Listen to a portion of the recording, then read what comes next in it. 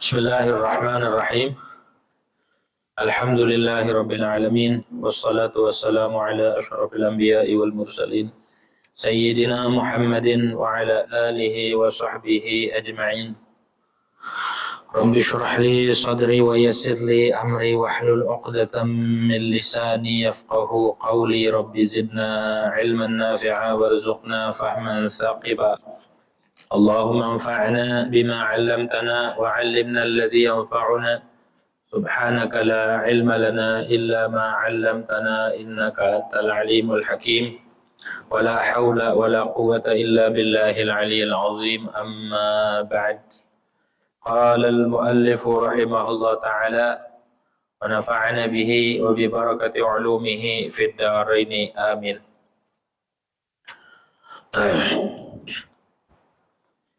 Hiya fi ghairil jumu'ati fardu kifayatin ala rijalin ahrarin muqimin ghairi uratin fi ada'i maktubatin. Adapun berjamaah, salat berjamaah fi ghairil jumu'ati pada selain salat Jumat. Kalau kemarin kan dibahas sholat Jumat fardu ain hukumnya. Kalau selain sholat Jumat berarti sholat 5 waktu nih selain sholat Jumat. Baik subuh, zuhur, asar, maghrib, isya. Apa hukumnya berjamaah? Kalau berjamaah fardu kifayatin itu hukumnya fardu kifayah. Apa artinya fardu kifayah? Fardu kifayah itu andai sebagian melakukan, maka sebagian gugur, nggak dosa. Namanya fardu kifayah. Kalau fardu ain itu dikenakan terhadap individu. Kalau fardu kifayah terhadap sebagian. Andai sebagian mengerjakan, sebagian nggak dosa. Fardu kifayah. Seperti apa fardu kifayah? Sholat jenazah, fardu kifayah. Kalau ada yang melakukan, nyolatin jenazah, mandiin, gotong, mengkafanin, yang udah ada yang ngurusin, maka sebagian. Tapi kalau nggak ada yang ngurusin jenazah, maka sekampung dosa semua. Nggak ada yang bisa nyolatin, nggak ada yang mau mandiin, nggak ada yang mau nguburin, dosa. Fardu ya, salah satunya. Juga yang fardu kifayah itu, contohnya lagi menjawab salam. Ada orang beri salam, kita wajib jawab. Orang beri salam, assalamualaikum, kita wajib jawab. Ngasih salamnya, memberi salamnya itu hukumnya sunnah, menjawab salamnya hukumnya apa? Fardu kifayah. Itu kalau diberi salam jangan diem aja, jangan peronot aja, malah dipelototin balik. Jawab, assalamualaikum, waalaikumsalam, jangan digetak, kasihan. Pas dia salam kita bentak, akhirnya jantungan. Jawab dengan sopan, waalaikumsalam. Jawabnya apa? Waalaikumsalam. Jangan waalaikumsalam. Kurang bagus, tapi waalaikumsalam. Itu kalau di WA. Kalau mau WA, salam. Yang benar salamnya jangan disingkat-singkat. Kalau disingkat-singkat kita nggak wajib jawab. Nggak dosa kalau nggak jawab. Ini assalamualaikum ASS atau ASLMK. Apaan itu? Kalau kita udah ngaji, udah tahu kalau salam karena doa itu. Assalamualaikum. Maka yang dikirim wajib jawab. Jawabnya mentahkan dengan jawaban atau dengan tulisan. Jawab tuh, jangan gak dijawab. Kalau kita salam lewat chat, jawab juga. Waalaikumsalam warahmatullahi wabarakatuh. Nah, hukumnya fardu kifayah. Rugi banyak ya. Kalau nggak ada yang, misal ada rombongan diberi salam nggak ada yang jawab, dosa semua. Harus ada yang jawab satu udah cukup. Itu fardu kifayah. Seperti juga menuntut ilmu, belajar ilmu alat. Ilmu alat itu ilmu nahwu, ilmu sorof. Sekampung kudu ada yang ngaji, kudu ada yang paham tentang nahwu, tentang sorof, tentang ilmu-ilmu alat. Kalau nggak ada yang ngerti, berangkat. Malam yajid mu'alliman falyarhali. Gitu. Malam yakun ya'lamu dzal falyas'ali, kata Sahibul Jubat. Kalau kita nggak tahu, kalau di kampung nggak ada yang ngajarin, kalau kita nggak tahu tanya. Malam yakun ya'lamu dzal falyas'ali, malam yajid mu'alliman falyarhali. Kalau tidak menemukan guru, falyarhali, maka berangkat cari guru. Santren ataupun gali ilmu itu. Karena apa? Fardu kifayah. Kalau di kampung tidak ada yang bisa ilmu nahwu, ilmu sharaf, maka hukumnya sekampung dosa semua. Nah, kalau ada orang nyantri, ada satu di kampung itu ada satu orang nyantri, itu dia menggugurkan dosa orang satu, nanggung ya santri itu. Karena kewajiban bersama, kalau ada satu turun, ya udah yang lain gugur. Tuh, gitu ya. Tuh fardu kifayah begitu contohnya. Nah, sholat berjamaah ini salah satu fardu kifayah. Hukumnya berjamaah itu fardu kifayah. Siapa yang kewajiban? Ala rijalin, atas laki-laki. Laki-laki yang dewasa yang udah balik. Ahrarin, yang merdeka. Kenapa? Karena umumnya kalau budak itu terikat oleh tuan. Kalau merdeka kan bebas. Muqimin, yang mukim, tidak lagi bepergian. Yang ada yang bertempat tinggal di sini. Nah, itu fardu kifayah hukum berjamaahnya. Ghairi auratin, yang tidak telanjang. Gitu ya, enggak telanjang. Maksudnya enggak telanjang itu bukan orang yang tidak ada pakaian. Gitu tuh ya. Semuanya ada pakaiannya, mampu menutup aurat. Fi ada'i maktubatin, fardu kifayah juga di dalam melaksanakan sholat fardu dari itu 5 waktu ya. Kalau kita sebagai laki-laki merdeka, bertempat tinggal, nggak sedang bepergian, tidak ada uzur lagi, tidak ada uzur yang menggugurkan jamaah, maka hukumnya wajib atau fardu kifayah kita berjamaah. Kalau sekampung tuh nggak ada yang berjamaah, masjidnya sepi banget, kayak kuburan kalah sepinya. Orang kalau kuburan masih ada yang berani, ini masuk kampung kok gini amat ya, kan ada tuh. Ada rumah itu kalau dimasukin di hati adem, tenang. Ada kampung yang kalau kita masuk ke kampung itu di hati adem tenang banget ya. Ada rumah yang kalau kita masukin walaupun rumahnya cakep, tapi kita nggak enak rasanya. Perasaan kagak enak. Ada satu kampung, satu wilayah, kita masuk ke kampung itu perasaan kita nggak enak, nggak betah. Manusia pun sama. Ada manusia yang kalau deket rasanya adem banget ngelihatnya, resep banget. Ada yang kayak gitu. Ada orang yang jangankan ngelihat orang, ngelihat dirinya aja nggak betah. Pas dia bercermin kaget. Innalillahi wa inna ilaihi raji'un. Siapa ini? Siapa lagi? Udah tahu dirinya. Apa yang membuat orang itu betah dan nyaman? Ketika orang itu hadir akan keharibaan Allah. Mana keharibaan Allah itu? Sholat 5 waktu, itu keharibaan Allah. Perintah-perintah Allah itu namanya hadratillah. Orang lagi berada di keharibaan Allah. Orang lagi sholat, lagi ngaji, lagi baca Quran, lagi baca sholawat. Itu berarti dia lagi berada di keharibaan Allah. Kalau orang lagi berada di keharibaan Allah, yang bersih, yang rapi. Zahirnya rapi, batinnya rapi. Kalau kita berada di majelis-majelis yang mulia, tempat-tempat yang mulia, maka yang rapi. Zahir kita rapiin, batin pun harus kita rapiin. Gitu. Nanti kalau udah rapi, Allah kasih anugerah tuh, madad rabbani, turun tuh ketenangan, sakinah bahasa Arab tuh, turun. Ketika turun ketenangan, jiwanya tenang, dekat sama orang ke bawah tenang. Kok dekat sama dia adem aja ya, walaupun gak punya duit, tapi kita bisa ketawa bareng nggak? Gitu. Walaupun kita nih lagi sama-sama nggak gablek nih, tapi kalau dekat dia kok happy aja. Nah itu kan ada orang yang tenang dekat sama seseorang jadi stres ya. Nah pasti dekat ini jadi uring-uringan, nggak tahu. Jadi karakter manusia itu ngaruh. Nah, makanya berjamaah ini ngedidik kita untuk satu sama lain mendapatkan apa yang didapat oleh teman kita ketika sholat berjamaah. Misal imamnya diterima sama Allah, maka semua diterima. Atau salah satu makmum diterima sama Allah, maka semua diterima. Tuh keutamanya sholat berjamaah. Ada nih di antara makmum sholatnya bagus, sholat rapi. Di antara jamaah ini ada yang rapi sholatnya khusyuk, hudur. Dia benar-benar ke Allah, hatinya tuh tawajuh. Allah demen, Allah ridho. Diterima semua. Tuh keutamaannya.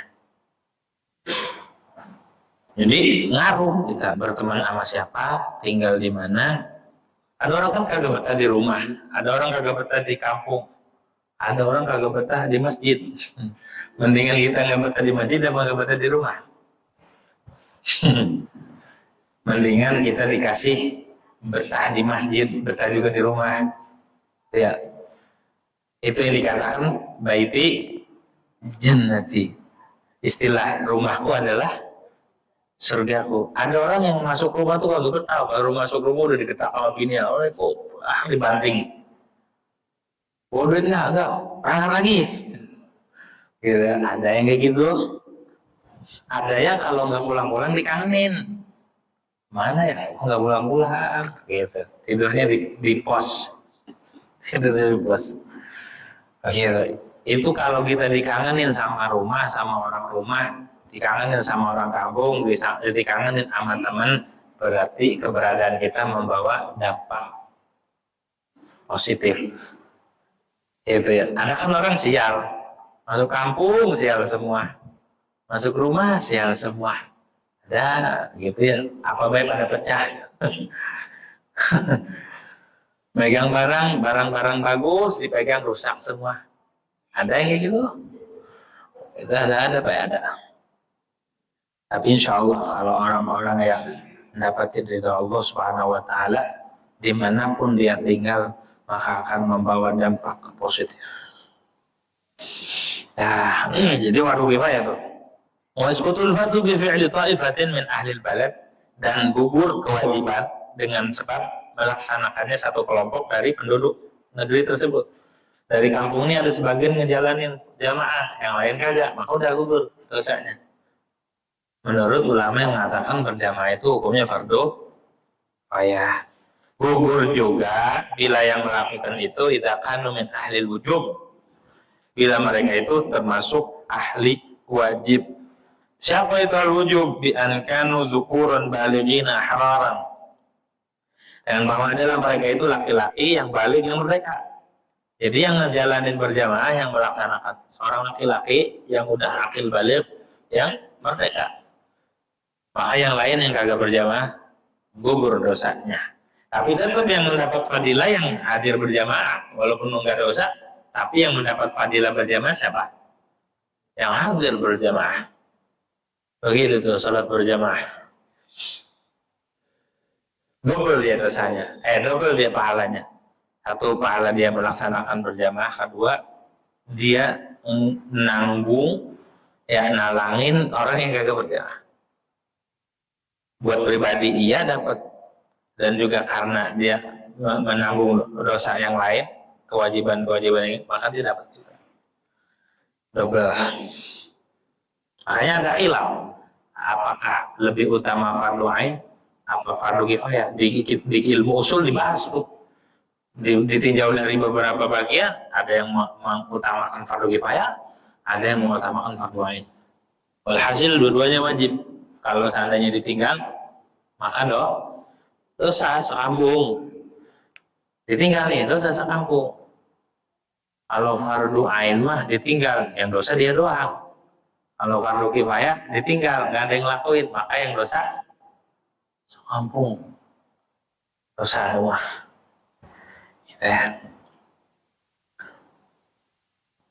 Wa zahara bihim syi'aru, dan zahir dan nampak dengan mereka apa syiar. Jadi gugurnya gugurnya tuntutan berjamaah itu bila sudah dikerjakan oleh orang-orang yang baligh, laki-laki yang merdeka, dan juga udah nampak syiar. Bagaimana nampak syiar? Terjelasin. Fala yakfi ghairu ahli balad, maka tidak cukup selain ahli balad yang ngerjain berjamaah. Yang ngerjain berjamaah orang luar, yang ngejalanin berjamaah yang di kampung ini orang luar, berjamaah di sini nggak cukup. Artinya nggak cukup, tetap orang kampung sini tetap berdosa karena kewajiban buat orang kampung tersebut. Wala nisa, tidak cukup juga bila yang berjamaah perempuan. Laki-lakinya pada kemana ya? Kok yang berjamaah perempuan semua? Nah ini gak gugur juga. Belum gugur kewajibannya. Wasubyanun wa ariqa'un, dan tidak cukup pula oleh anak kecil yang berjamaah, anak kecil semua di sini.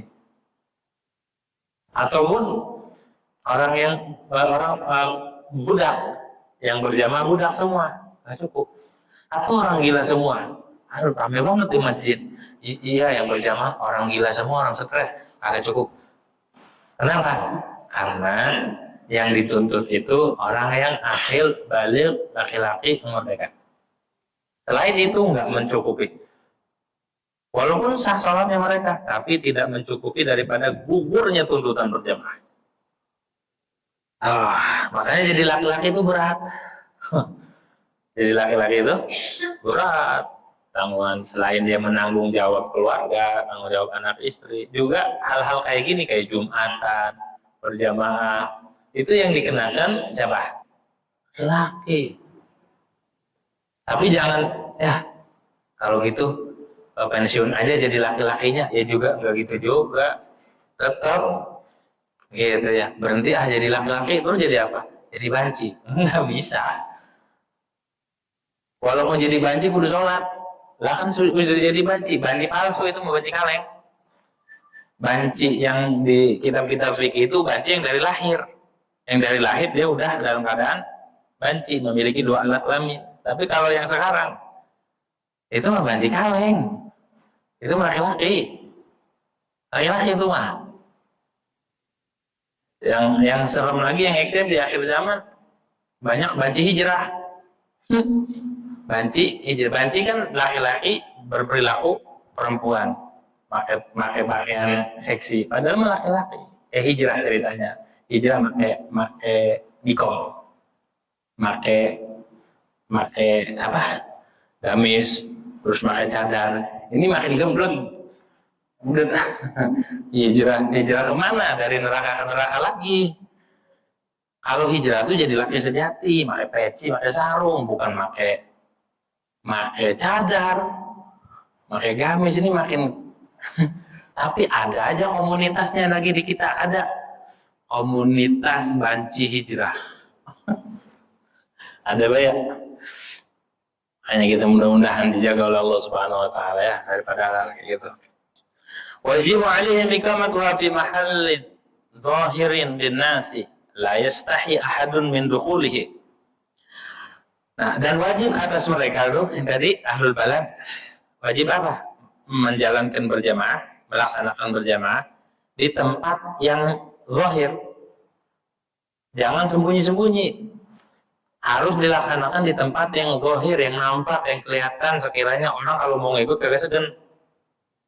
Kalau berjamaah di kamar, orang mau ngikut jamaah orang luar, segan. Tapi kalau berjamaah di masjid, ada orang luar pengen ikut berjamaah, segan nggak? Nah itu wajib dilaksanakan di tempat yang zahir. Sekira-kira orang mau masuk situ, kagak segan. Fayaqfi fil qaryati as-saghira iqamatuha fi mahallin wahidin yadhharu bihi syi'aru. Maka cukup di dalam satu kampung yang kecil, apa? Iqamatuha fi mahallin wahid.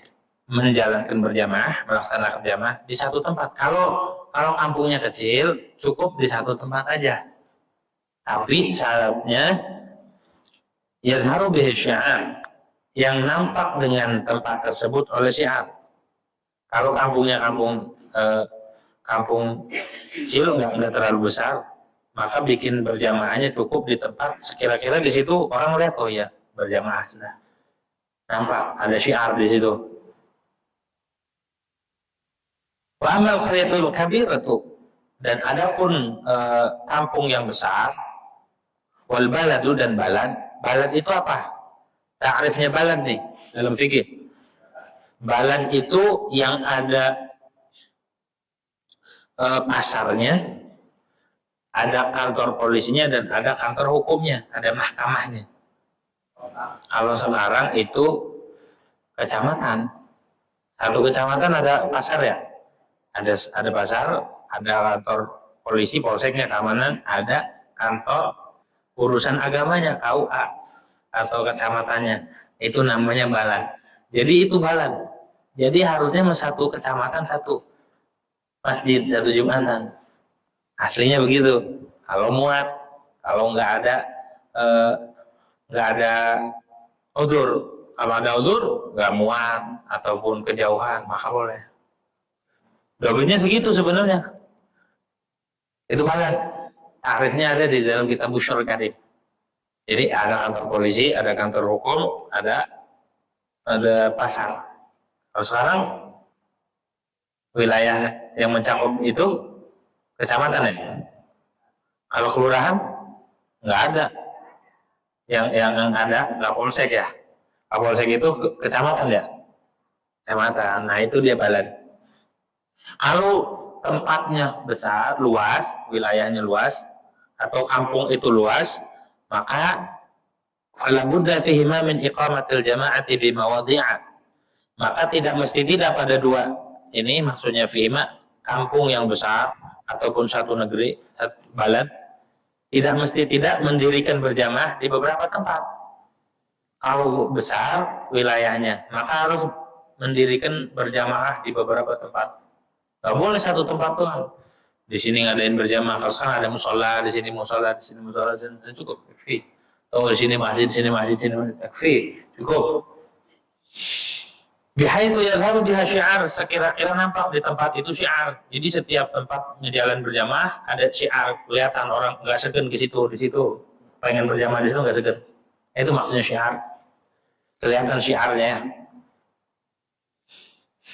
Fa in uqimat fi mahallin wahid fi baladin kabirin bihaitsu yashuqqu huduruhu 'ala al-ba'id aw uqimat fil buyut bihaitsu yastahi an-nasu min dukhuliha aw uqimat kharij al-imran bihaitsu takunu fi makanin tuqsaru fihi as-shalah lam yasqutil fardu. Maka jika dilaksanakan berjamaah itu di satu tempat ya, desanya besar, kampungnya besar, wilayahnya besar, luas, tapi diadakan berjamaah satu tempat. Bihaitsu yashuqqu huduru al-bait, sekira-kira orang yang tinggalnya jauh nggak bisa ke situ, berat banget. Ataupun dilaksanakannya fil buyut, di kamar-kamar. Buyut itu jamak bait. Bait itu artinya kamar, bukan rumah. Rumah tapi bagian yang khususnya itu namanya bait, tempat tinggalnya. Kalau rumah seutuhnya nih, ini misal rumah nih gitu ya, ini namanya ad-dar, dar namanya. Kalau kamar-kamarnya namanya bait. Itu bahasa Arab, tapi orang kita ngertiin baitun rumah. Baitun rumah, padahal bait itu kamar-kamarnya itu namanya bait. Kalau rumah yang seutuhnya namanya dar, bahasa Arabnya. Kalau dilaksanakan jamaahnya di kamar-kamar situ, bihaitsu yastahin nasu min dukhuliha, sekira-kira segan oleh manusia dari masuk ke kamar tersebut. Sekira-kira manusia kalau pengen ngikut jamaah segan orang di kamar, itu mah privasi. Au uqimat kharijal imran, atau dilaksanakan berjamaah di luar bangunan. Maksudnya di luar bangunan tuh, nih orang sini kan bertempat tinggal nih rumahnya. Misal daerah sini. Dikerjainnya di luar bangunan, di luar kampung ini. Misalkan di sawahnya atau di perbatasannya di luar situ. Sementara di kampungnya kosong, kagak ada yang jalan berjamaah. Itu juga nggak cukup. Bihaitsu takunu fi makanin tuqsaru fi shalah.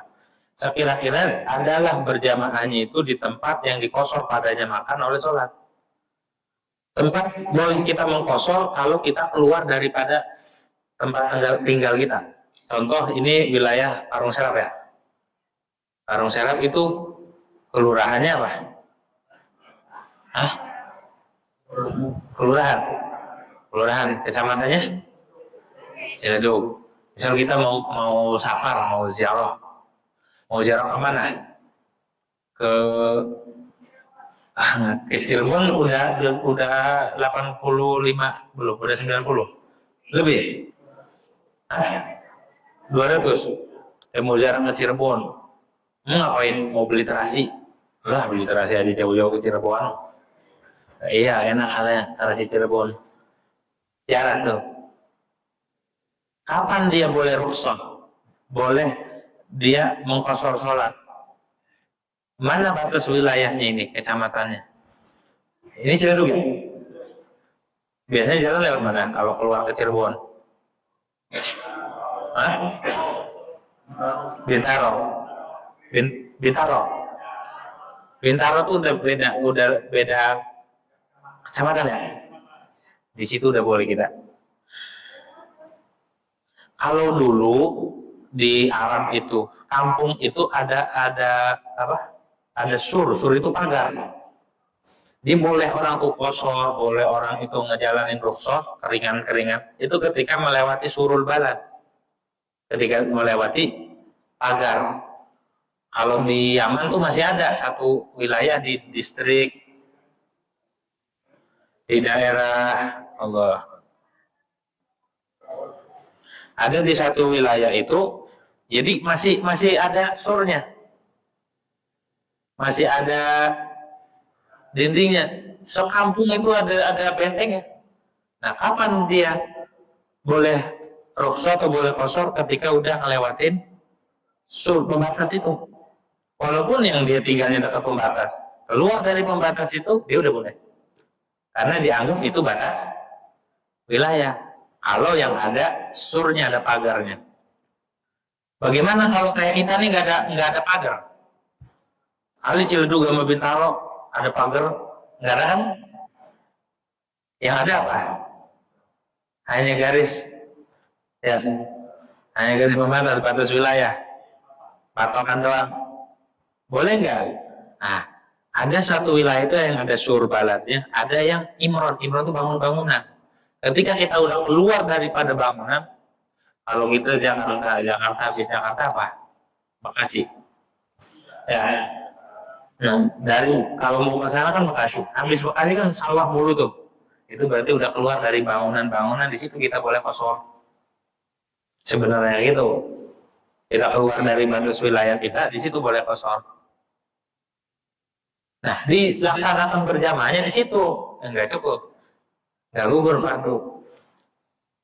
Jadi kapan kita orang itu boleh kalau jama atau qashar? Ketika ngelewatin batas wilayah kita.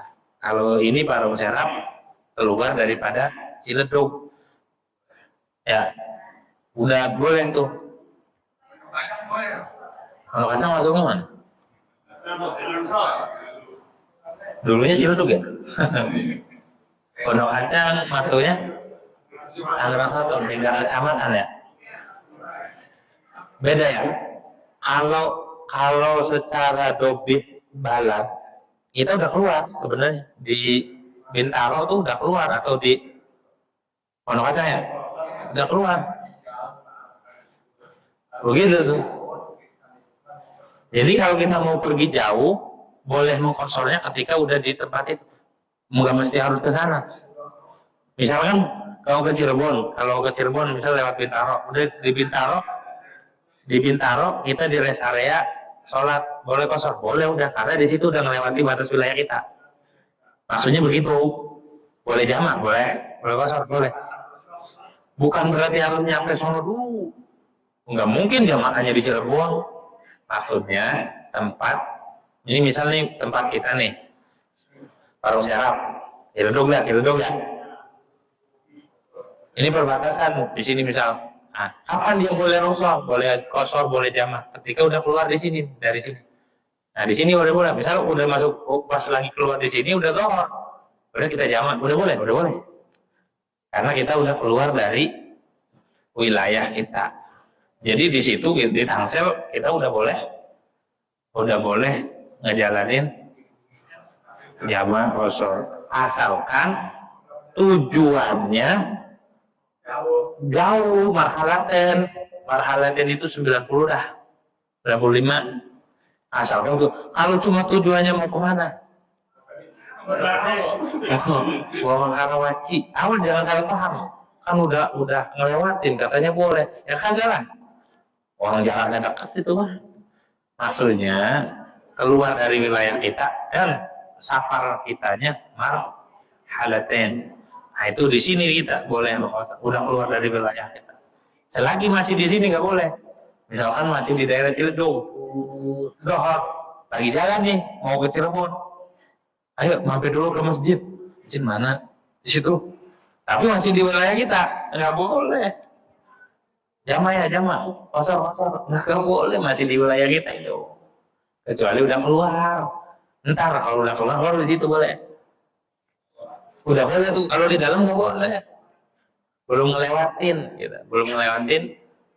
tempat yang dibolehkan rukhsah. Asal safarnya jauh ya, safar yang mau kita tempuh berapa? 90 minimal, 100 terus sampai. Nah, itu tuh caranya. Itu maksud makanya untuk fihi shalah. Andai berjamaahnya dilaksanain di sini. Orang-orang Serang bisa di sini, kok kagak ada yang berjamaah di masjid? Jamaahnya di mana? Sono, di Bintaro. Kagak cukup. Nggak gugur kewajiban orang sini, kagak gugur. Begitu. Wasunnatul kamilatu an yusalliya ghairul mar'ati wal khunsa wal amradil jamil fil masjid. Dan ada pun sunnah yang sempurna, yaitu bahwa sholat.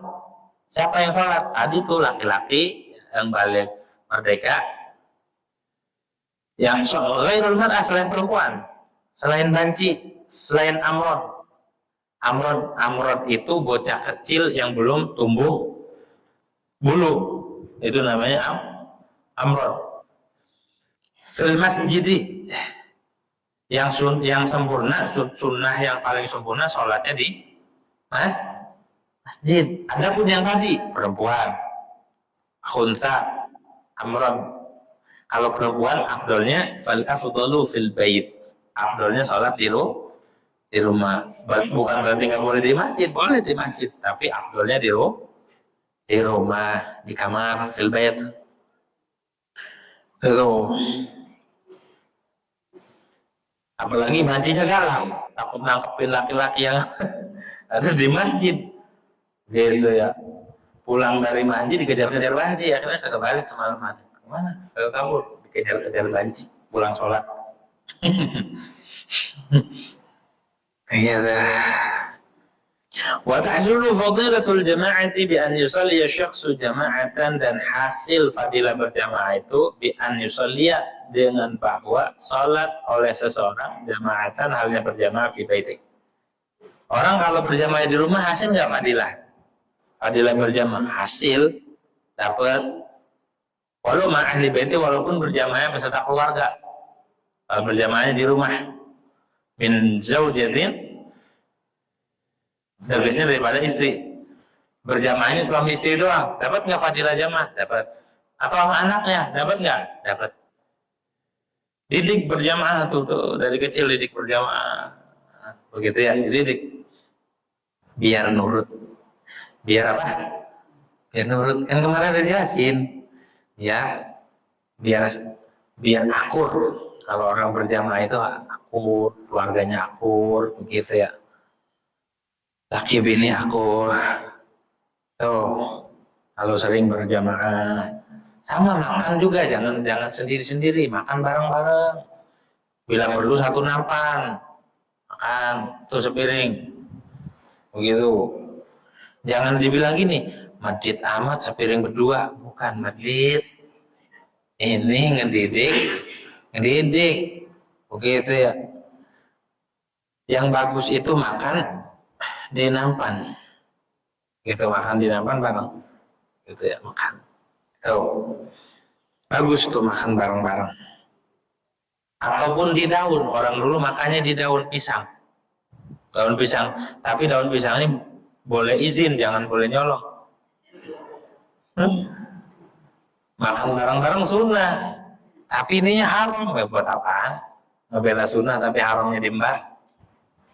Kalau mau makan bareng-bareng di daun pisang, izin dulu, gitu ya.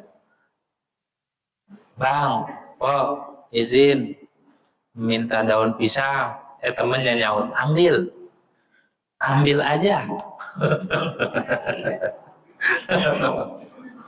Ya yang punya datang, main ambil aja, gitu ya. Kan di daun pisang, gitu. Itu obat, daun pisang itu obat. Kalau di atasnya ada nasi, teri, sambal, lalapan, obat itu.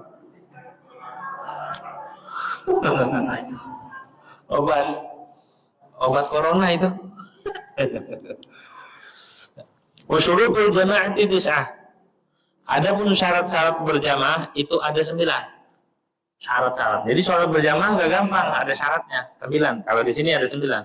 Al-awwalu. Bermula yang pertama, annahu itu bahwasanya keadaan yajibu 'alal muqtadi an yanwil jama'ata wal iqtida. Wajib atas seorang makmum yaitu bahwa niat dia akan berjamaah ataupun al-iqtida, mengikut. Jadi kalau kita jadi makmum harus niat makmuman tuh di hati. Atau iqtidaan boleh. Misalkan di hati nih, usolli fardhu maghrib salah rakaat mustaqbil ada makmuman. Kalau seorang makmum harus itu.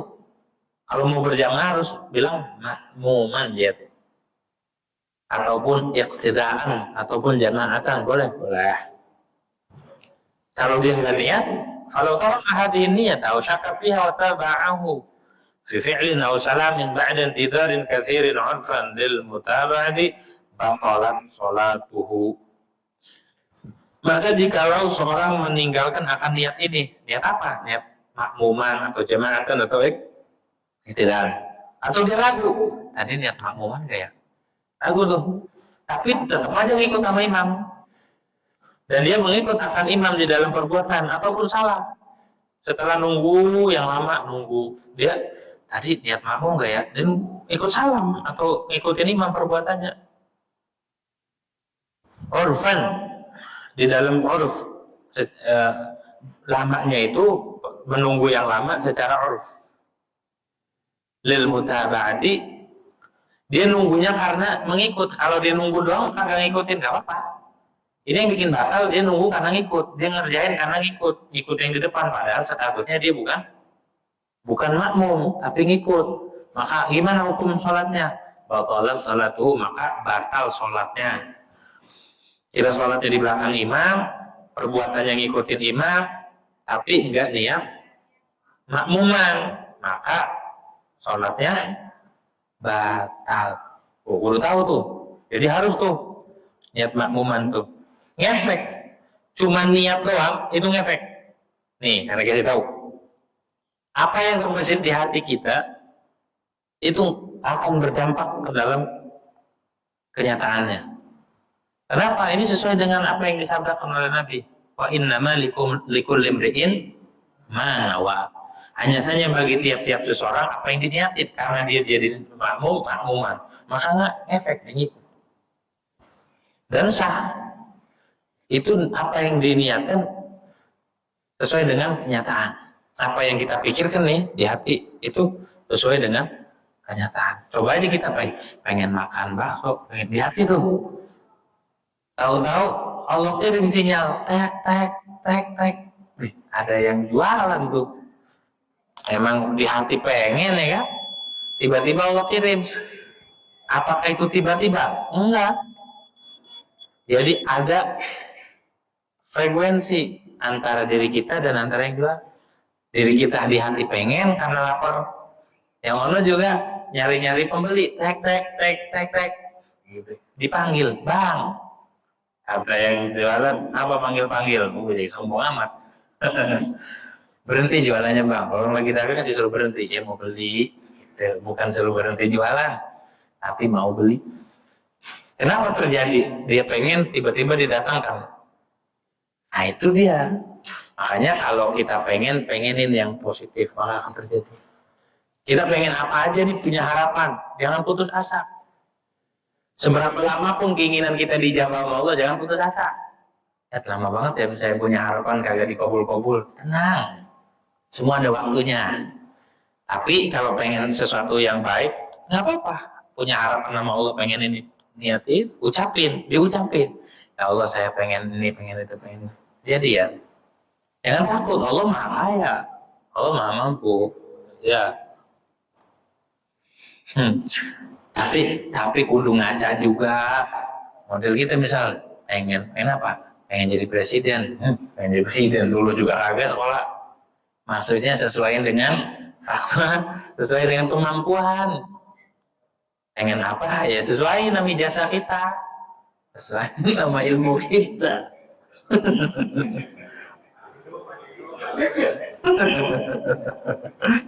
Batalat salatu li'annahu waqafa ala salati ghairi, karena dia menghubungkan akan salatnya atas salat orang lain. Bila rabitatin bainahuma, dengan tanpa penghubung antara keduanya. Oh mutala'ibun au fiqmi, maka dia dianggap bercanda. Kalau begitu dia dianggap main-main. Makmum bukan ngikut. Orang bukan rombongan aja kalau ngikut bis diturunin, ini siapa ya? Ini anaknya siapa ya? Begitu. Anak bawang, nggak ada anak bawang. Turun, gitu. Kalau enggak, jangan di sini duduknya. Di mana? Di bagasi. Gitu ya. Jadi kudu ngikut. Dah, Allah alam bisawab, Al-Fatihah.